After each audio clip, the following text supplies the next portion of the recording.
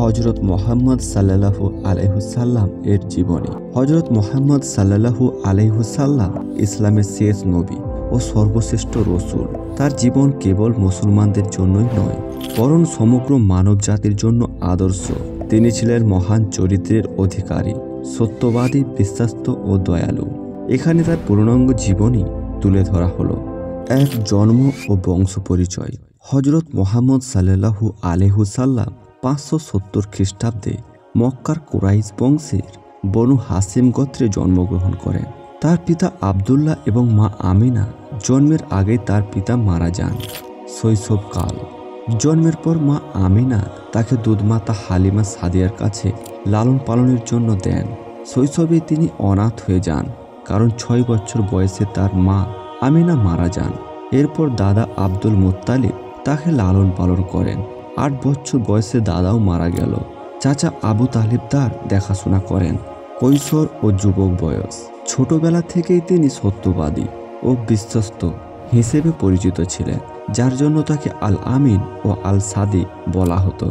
ব্যবসায়ী চাচাকে সাহায্য করতে এবং পরে নিজেও ব্যবসা শুরু করেন। 25 বছর বয়সে ধনাঢ্য ও সৎ ব্যবসায়ী বিবি খাদিজার মাল নিয়ে সিরিয়ায় ব্যবসা করতে যান এবং লাভসহ তা ফেরত আনেন।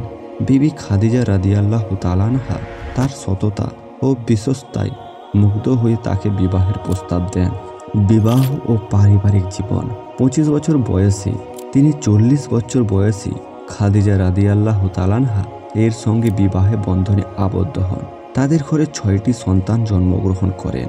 কাসিম, আবদুল্লাহ, জয়নাব, রুকাইয়া, উম্মে কুলসুম ও ফাতেমা রাদিয়াল্লাহু তাআলা আনহা।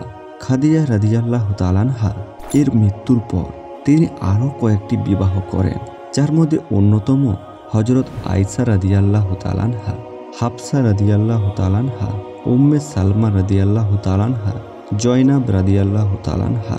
নবুয়ত লাভ। 40 বছর বয়সে হেরা গুহায় ধ্যানমগ্ন অবস্থায় প্রথম ওহী নাজিল হয়। ফেরেশতা জিবরাইল আলাইহিস সালাম এসে বলেন, ইকর। এইভাবে কোরআনের প্রথম আয়াত নাজিল হয়।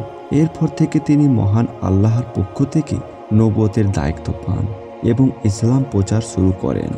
ইসলামের দাওয়াত ও মক্কার প্রতিক্রিয়া। প্রথম 3 বছর গোপনে ইসলাম প্রচার করেন, পরে খোলাখুলিভাবে আল্লাহর একত্ববাদ ও ইসলাম প্রচার শুরু করেন। কুরাইশরা তাকে কঠোর নির্যাতন করে, কারণ তারা তাদের পূর্বপুরুষের ধর্ম ত্যাগ করতে চাইত না। নির্যাতন সহ্য করেও সাহাবীদের নিয়ে ধৈর্যের সঙ্গে ইসলাম প্রচার অব্যাহত রাখেন। মুসলমানদের উপর চাপ বৃদ্ধি পেল। 615 খ্রিস্টাব্দে কিছু সাহাবীকে অবিসিনিয়ায় হিজরত করার অনুমতি দেন। মিরাজ ও তায়েফের ঘটনা। 621 খ্রিস্টাব্দে তিনি মিরাজে যান, যেখানে তিনি আল্লাহর সঙ্গে সাক্ষাৎ করেন এবং 5 ওয়াক্ত নামাজ ফরজ হয়। এর আগে তায়েফের ইসলাম প্রচারে গেলে তাকে কঠোর নির্যাতন করা হয়। মদিনায় হিজরত, ইসলামী রাষ্ট্র প্রতিষ্ঠা। 622 খ্রিস্টাব্দে আল্লাহর আদেশে তিনি মদিনায় হিজরত করেন, মদিনায় ইসলামী রাষ্ট্র গঠন করেন এবং মুসলমান ও ইহুদিদের মধ্যে শান্তি প্রতিষ্ঠার জন্য মদিনায় সদন প্রয়ন করেন। প্রথম ইসলামী মসজিদ, মসজিদে কুবা নির্মাণ করেন। মক্কার সঙ্গে যুদ্ধ ও বিজয়। মক্কার কুরাইশরা মুসলমানদের উপর হামলা চালায়, ফলে বদর, ইহুদ ও খন্দকের যুদ্ধ হয়।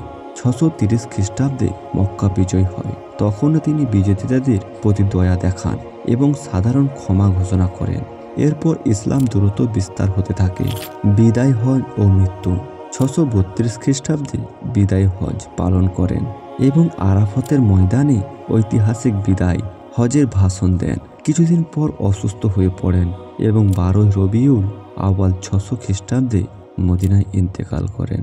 হযরত মুহাম্মদ সাল্লাল্লাহু আলাইহি সাল্লাম এর চরিত্রিক গুণাবলী। দয়ালু, বিশ্বাস্ত, ন্যায়পরায়ণ ও উদার ছিলেন। নারীদের সম্মান দিতেন ও দাসপ্রথার বিরুদ্ধে ছিলেন। তিনি সবসময় সত্য কথা বলতেন এবং মানুষের কল্যাণ কামনা করতেন। ইসলামের প্রচার ও উত্তরাধিকারী। তার মৃত্যুর পর ইসলাম দ্রুত বিশ্বব্যাপী ছড়িয়ে পড়ে। 4 খলিফার শাসনামলে সুসংগঠিত হয়। হযরত মুহাম্মদ সাল্লাল্লাহু আলাইহি সাল্লাম শুধু মুসলমানদের জন্য নয়, বরং সমগ্র মানব জাতির জন্য অনুসরণযোগ্য আদর্শ। তার জীবন, শিক্ষা, ধৈর্য, দয়া ও ন্যায় বিচারের মাধ্যমে বিশ্ববাসীকে সঠিক পথে চলার নির্দেশনা দেয়।